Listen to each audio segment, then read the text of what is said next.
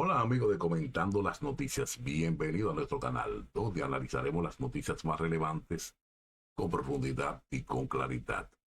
En el día de hoy tengo pautada el encuentro que hubo entre el presidente de los Estados Unidos, Donald Trump, el presidente de Ucrania, Volodymyr Zelensky, y el vicepresidente de los Estados Unidos, Pence, con relación a ponerle fin a la guerra en Ucrania.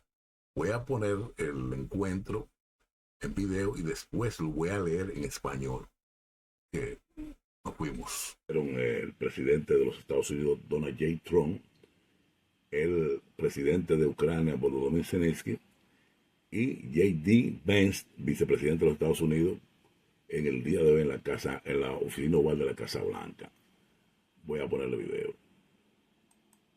This thing over with. You see the hatred he's got for Putin. It's very tough for me to make a deal with that kind of hate. He's got tremendous hatred. And I understand that, but I can tell you the other side isn't exactly in love with, him either. So it's not a question of alignment. I'm aligned with the world. I want to get the thing set. I'm aligned with Europe. I want to see if we can get this thing done.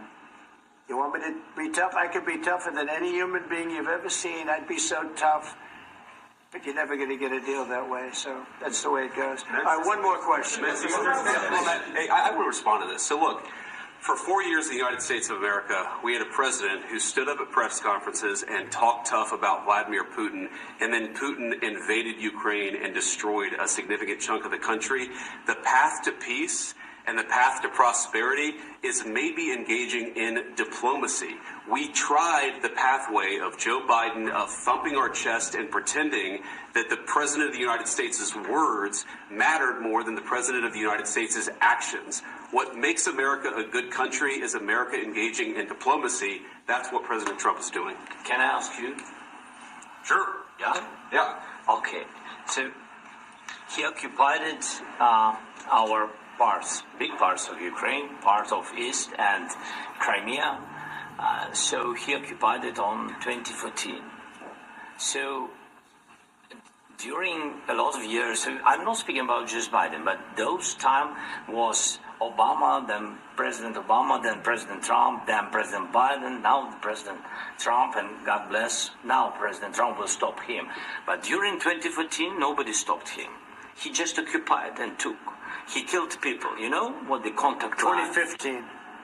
2014 2014. and 2014. 2014? Yeah. So I was not here. Yeah, but that's exactly right. Yes, but during 2014 till 2022, the situation the same. The people have been dying on the contact line. Nobody stopped him.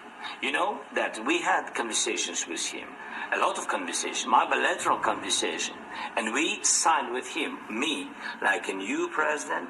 In 2019, I signed with him the deal. I signed with him, Macron and Merkel, we signed ceasefire. Ceasefire, all of them told me that he will never go. We signed with him with gas contract. Yes, but after that, he broken this ceasefire. He killed our people and he didn't exchange prisoners. We signed the exchange of prisoners, but he didn't do it. What kind of diplomacy, JD, you are speaking about? What do you mean? I'm talking about the kind of diplomacy that's going to end the destruction of your country. Yes, but if you Mr. President, with respect, I think it's disrespectful for you to come into the Oval Office and try to litigate this in front of the American media. Right now, you guys are going around and forcing conscripts to the front lines because you have manpower problems. You should be thanking the President for trying to bring an end to this conflict. Have you ever been to Ukraine that you say what problems we have? I have been to. Count once. I've actually watched and seen the stories, and I know what happens is you bring them on a propaganda tour, Mr. President. Do you disagree that you've had problems bringing people into your military? And do you think that it's respectful to come to the Oval Office of the United States of America and attack the administration that is trying to prevent the destruction of your country? A lot of questions. Let's start from the beginning. Sure. First of all, during the war, everybody has problems. Even you, but you have nice ocean and don't feel now. But you will feel it in the future. God bless. You don't know that. God bless. God bless. You will not have war. Don't tell us what we're going to feel.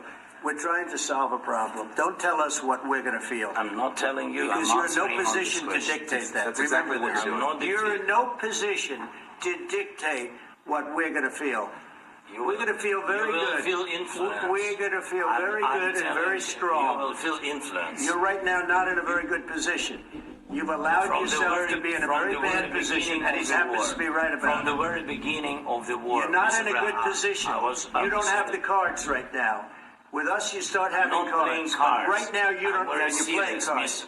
You're playing cards. You're gambling with the lives of millions of people. You're gambling with World War III. You're gambling with World War III. And what you're doing is very disrespectful to the country, this country. That's back to you. Far more than a lot of people said they should have. Have you said thank you once? This entire meeting? No, in this entire meeting, have you said thank you? You went to Pennsylvania and campaigned for the opposition in October. Offer some words of appreciation for the United States of America and the president who's trying to save your country. Please, you think that if you will speak very loudly about the war, you He's not speaking loudly. He's not speaking loudly. Your country's in big trouble. Can I answer? Wait a minute. No. You've done a lot of talking. Your country is in big trouble. I know. You're not winning. You're not winning this. You have a damn good chance of coming out okay because of us. Mr. President, we are staying in our country, staying strong from the very beginning of the war. We've been alone, and we are thankful. I said thanks you haven't in been this alone. cabinet. You haven't been alone. In this cabinet. We gave you, through this stupid president, $350 billion. We gave you military equipment, and you men are brave, but they had to use our military. If you didn't have our military equipment, this war would have been over in 2 weeks. In 3 days, I heard it from Putin. In 3 days. This is something maybe less. In 2 weeks, of course, yes. It's going to be a very hard thing to do business like this. Again, I tell you, just say thank you. I said a lot of times. Except that there are disagreements, and let's go litigate those disagreements rather than trying to fight it out in the American media when you're wrong. We know that you're wrong. But you see, I think it's good for the American people to see what's going on. I understand, sir. I think it's very important. That's why I kept this going so long. You have to be thankful. You don't have the cards. You're buried there. Your people are dying. You're running low on soldiers. Listen, you're running low on soldiers. It would be a damn good thing. And then you tell us, I don't want a ceasefire. I don't want a ceasefire. I want to go, and I want this. Look. If you could get a ceasefire right now, I tell you, you take it so the bullets stop flying and your men stop getting killed. Of course, we want to stop the war. But you're saying you don't want a ceasefire. But I said to you, I want a ceasefire. With guarantees. Because you'll get a ceasefire faster than an agreement. Ask our people about ceasefire, what they think. That wasn't with me.